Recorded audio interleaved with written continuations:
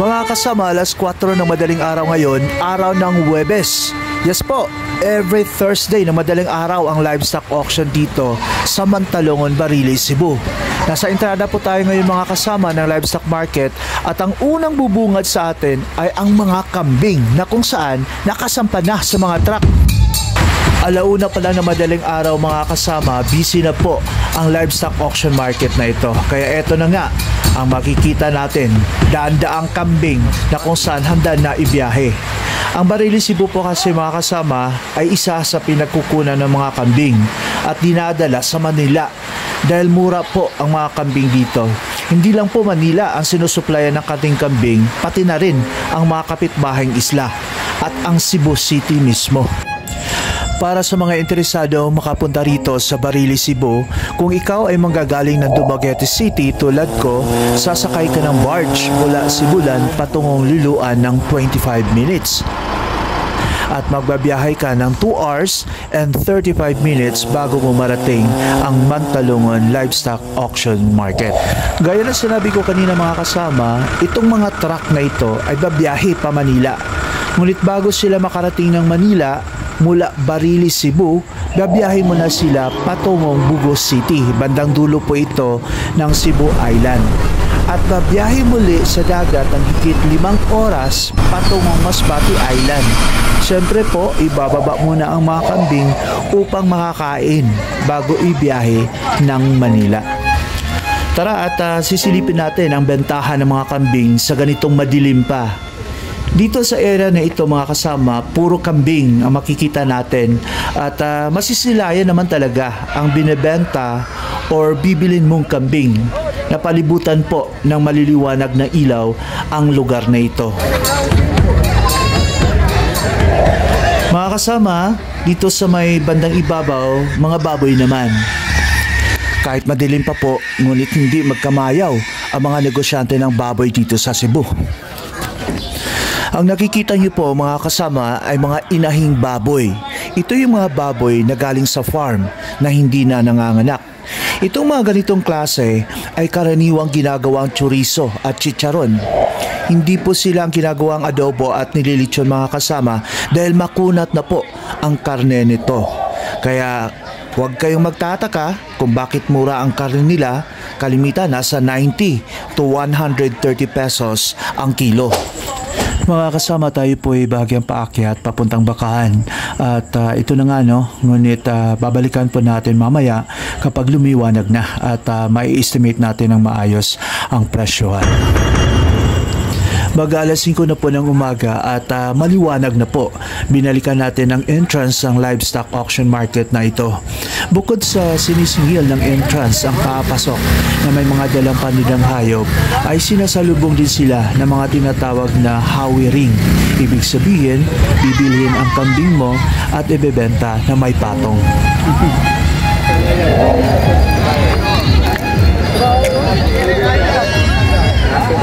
Pila na kinadakaan mo ba eh? Saan ba? Kani? 5,500. 5,500. Pila ka malaki. Dito ha. Sir. 22 sa'yo. Size 2. Ay, 4 video. 6,200.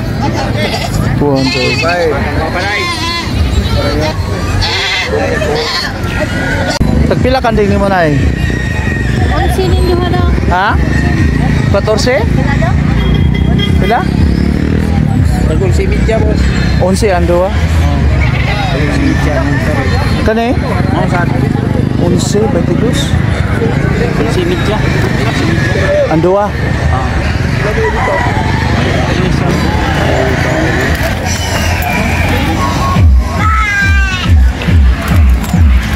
Tagpilang bok te? 4-6. Ha? 4-6. 4-6. Mga kasama, malakas sa bentahan ng mga lechoning baboy dito dahil kilala ang Cebu sa lechon. Pila ni boss? Pila? 15. 500.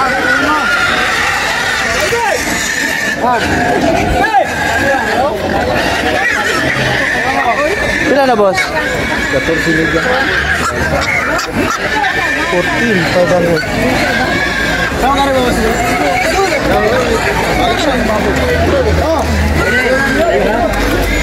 Pila na, sir? 12? Alam niyo ba mga kasama, sa dami ko nang napuntahang auction livestock market at kung baboy ang pag-uusapan, dito sa Mantalongon, Barilis, Cebu ang magandang bilihan. Kaya gaganda ng mga lechon ng baboy nila at syempre 80% ng buyers dito ay taga Cebu pa rin dahil nga sa mga lami ang lechon ng Cebu. Hindi lang po baboy ang maganda rito mga kasama, lalo na sa daming kambing nila.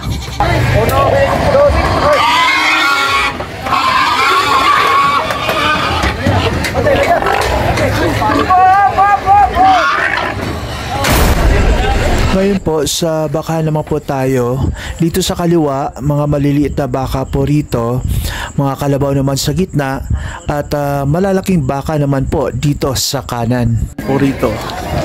Mga kasama, sa obserbasyon ko po, marami po ang baka nila. Bagamat parang nasa average size lang ang laki.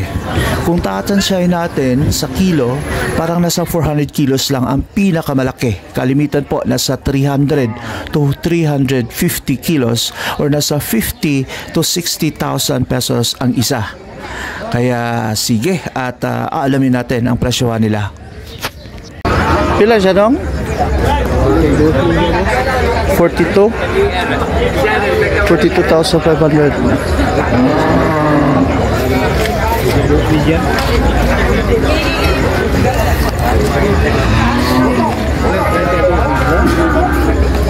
Pila ni nong? 40,000.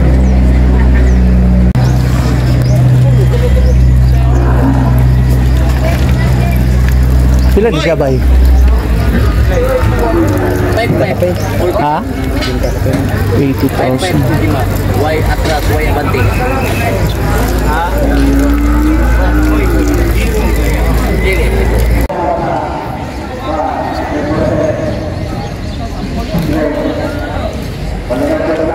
Pila na siya, boss? Pila ni? Bintay 5.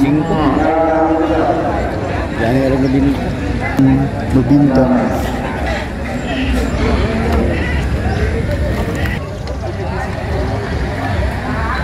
$94. Imuhan ito eh?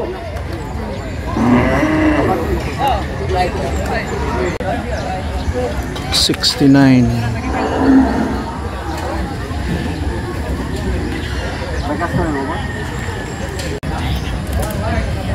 Kung di bale, 105 daw. 85. Oh. Bale pa na daw. Manyo pa na. Apa na hanyo?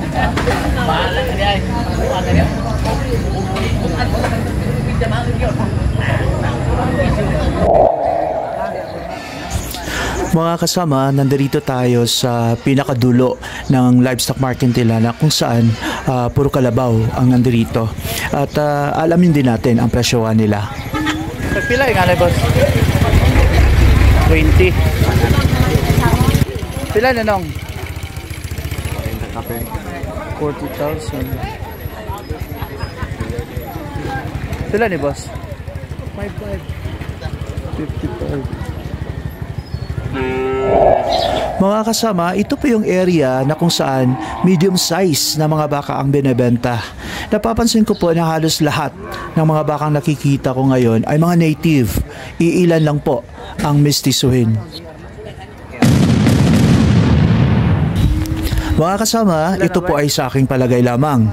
At sa nakikita ko ngayon dito sa Mantalongon Livestock Auction Market ay una, kung kambing ang pag-uusapan, 1 out of 10 ay 9 po.